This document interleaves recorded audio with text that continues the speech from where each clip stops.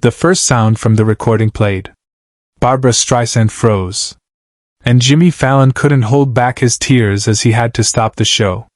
The Tonight Show starring Jimmy Fallon. Studio 6B at Rockefeller Center. A Wednesday night in late September. The audience was electric. 300 people packed into the studio, many of them lifelong Barbra Streisand fans who had waited decades for this moment. Barbra Streisand didn't do many talk shows anymore. At 82 years old, she'd said everything there was to say 1,000 times. But Jimmy had convinced her. One interview. One night.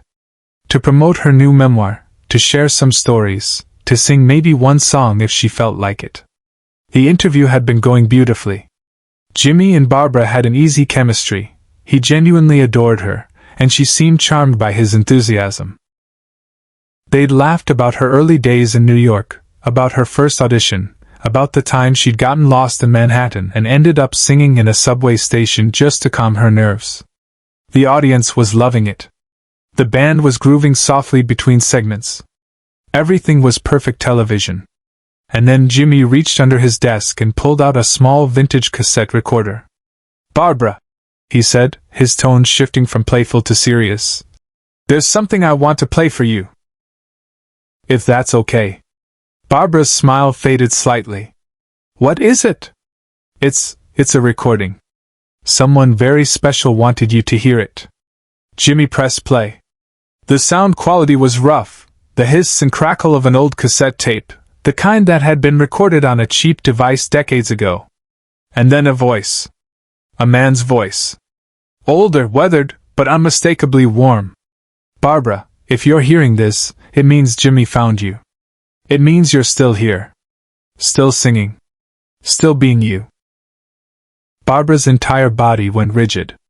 Her hands, which had been gesturing animatedly moments before, dropped to her lap and gripped each other so tightly her knuckles went white. Her eyes fixed on the cassette player like it was a ghost, made tangible. The voice continued. "It's been 58 years since that night at the Bon Soir. You probably don't remember me. I was just the sound guy. The kid running the mixing board in the back. But I remember you." The recording played its first words. Barbra Streisand froze completely still. And Jimmy Fallon, tears streaming down his face, had to stop the show. Jimmy's hand trembled as he paused the tape. His eyes were already filling with tears. He'd listened to this recording 3 times before the show, and it destroyed him every time. "Jimmy," Barbra whispered, her voice barely audible. "Who is this?" "His name was Arthur Goldman," Jimmy said, his voice thick. "He was 89 years old. He passed away 2 months ago. But before he died, he recorded this message. And he asked his daughter to find a way to get it to you." Barbra's hand moved to her throat. Arthur Goldman. The Bon Soir. "Oh my God!" The studio was silent. The audience didn't understand what was happening yet, but they understood it was profound. Questlove had lowered his drumsticks. The camera stayed locked on Barbra's face. "Do you remember him?" Jimmy asked gently. Barbra's voice cracked. "I haven't thought about that name in 60 years. He was so kind to me. I was nobody. I was terrified. And he—" She couldn't finish. Jimmy's own tears were falling now. He wiped them with the back of his hand, not even trying to hide them. "He wanted you to hear the rest. Can I play it?" Barbra nodded, unable to speak. Jimmy pressed play again. Jimmy stopped mid-gesture. The entire studio froze. To understand what happened next, you need to understand 1961. Barbra Streisand wasn't always Barbra Streisand, icon and legend. In 1961, she was 19 years old, broke, living in a tiny apartment in Manhattan, taking singing lessons she could barely afford, and auditioning for any gig that would have her. The Bon Soir was a small Greenwich Village nightclub. Intimate. Dark. The kind of place where careers were made or broken in front of 50 people crammed around tiny tables. Barbra had auditioned 3 times and been rejected 3 times. On her 4th audition, the owner finally said yes. 1 week. Late night slot. $50 total. Take it or leave it. Barbra took it. The sound engineer for her first night was Arthur Goldman. 27 years old. Skinny kid with thick glasses who loved jazz and had been running sound at the Bon Soir for 2 years. He'd seen hundreds of singers come through.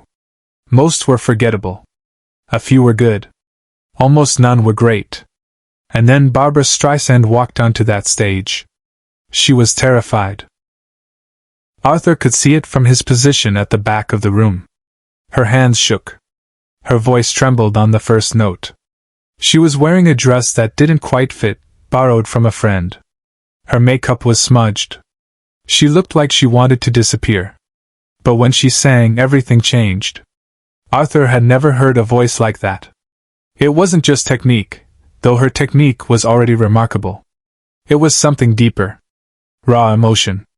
Vulnerability. The sound of someone singing because they had to, because music was the only language that made sense. After her set, 5 songs that left the small audience stunned into silence before erupting into applause, Barbra rushed off stage and immediately burst into tears in the back hallway. Arthur found her there, sitting on the floor, knees pulled to her chest, crying. "I was terrible," she sobbed. "I forgot lyrics. My voice cracked. I'm never going to make it." Arthur sat down beside her. "You're wrong," he said quietly. "You're going to be the biggest star this city has ever seen." Barbra looked at him like he was crazy. "You're just being nice." "I'm a sound engineer," Arthur said. "I don't do nice. I do honest.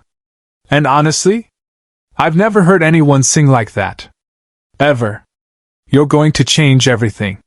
Barbra wiped her eyes. "You really think so?" "I know so.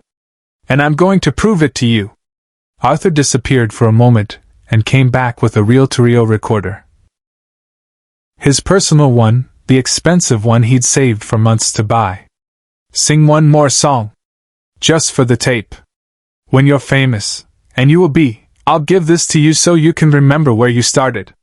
Barbra, exhausted and emotionally raw, sang, "Cry Me a River," a cappella in that hallway. Just her voice and the distant sounds of the club's next act warming up. Arthur recorded every note. He never got a chance to give her that recording. The next week, Barbra's performances at the Bon Soir became legendary. Industry people started showing up. Managers. Producers. Within months, she was on her way to Broadway. Within a year, she was a star. Arthur Goldman stayed at the Bon Soir for another decade, then worked as a freelance sound engineer for 40 years, then retired to a small apartment in Queens. He never tried to contact Barbra. Never sold the tape. Never mentioned it to anyone except his daughter. "She doesn't need some old sound guy bothering her," he told his daughter, Sarah, whenever she suggested reaching out. "She's Barbra Streisand. I'm just the guy who was lucky enough to hear her before the world did." When Arthur was diagnosed with terminal cancer 6 months ago, Sarah asked him one more time. "Dad, let me find her. Let me give her the tape." She'd want to know. This time, Arthur agreed. But on one condition, he would record a message to go with it. Something Barbra could hear after he was gone. Subscribe and leave a comment, because the most powerful part of this story is still ahead. The recording continued playing in Studio 6B. Arthur's voice, recorded 2 months before his death, filled the Tonight Show's studio. "You sang Cry Me a River in that hallway, Barbra. Do you remember? You were crying. You thought you'd failed. But I recorded you because I knew that voice was going to change the world." Barbra's tears were falling freely now.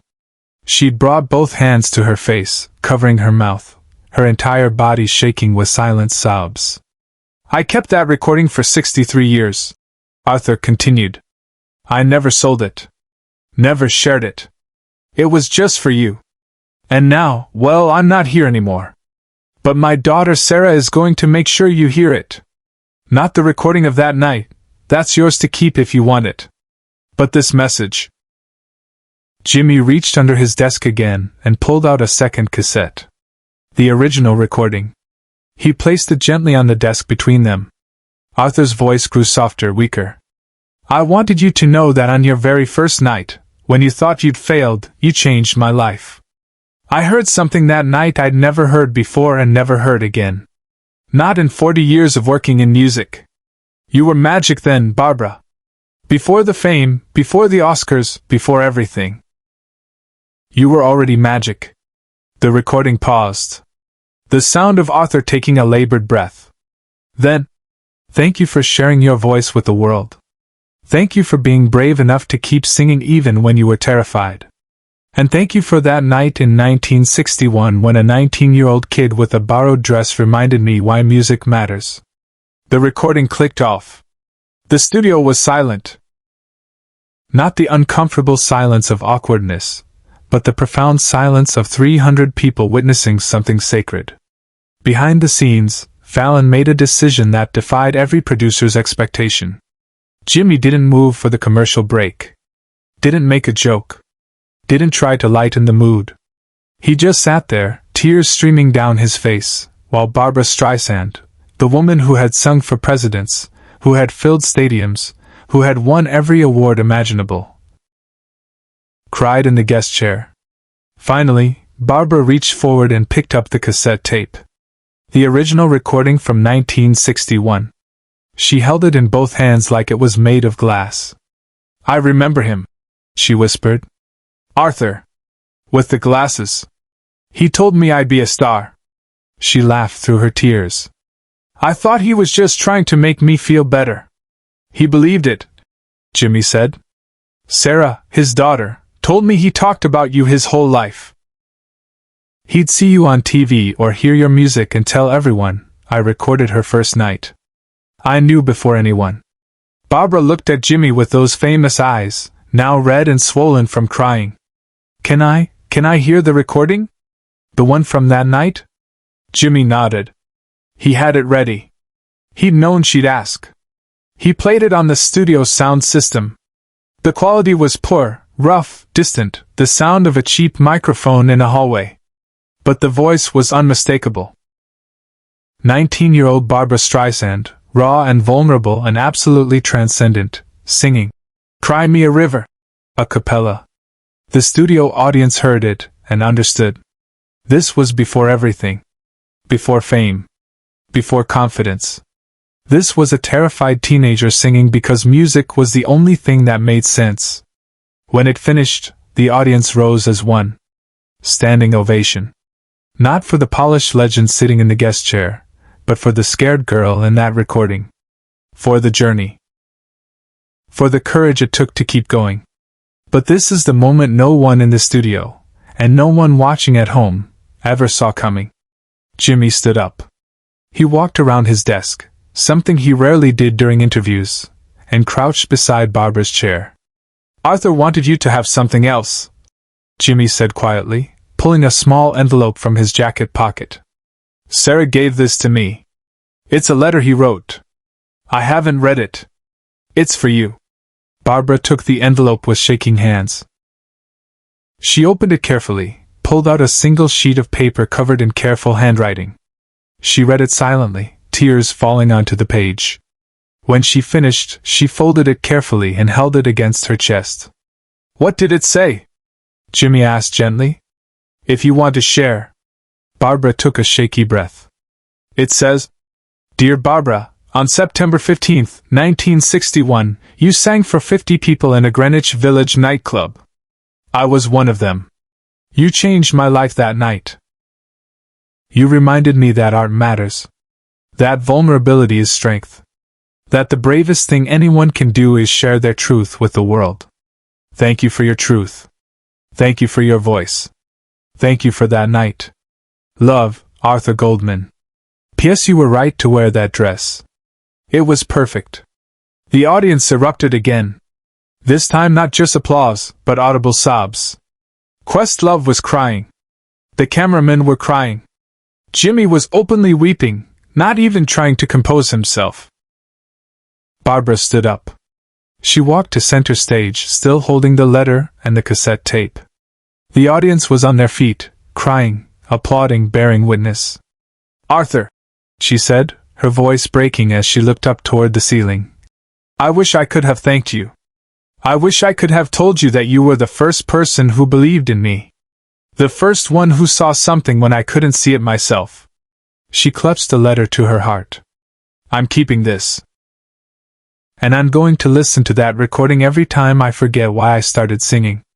Jimmy walked over and stood beside her. He pulled a blue note card from his pocket, one of his cue cards from the desk. "Arthur's daughter Sarah is here tonight," Jimmy said, gesturing to the audience.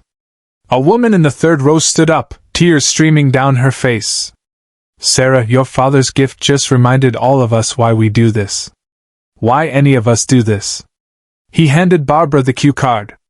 "Keep this too, so you remember this night. Share and subscribe. Make sure this story is never forgotten." After the show, Barbara asked for Arthur's address. She sent Sarah flowers every week for a year. The cassette tape sits in a frame in Barbara's home, next to her Oscar. And Jimmy Fallon learned that sometimes the most important thing a host can do is step back and let a moment breathe. Let it be human. Let it be real. Arthur Goldman never became famous, but he gave a legend the gift every artist needs. Someone who believes in them before the world does.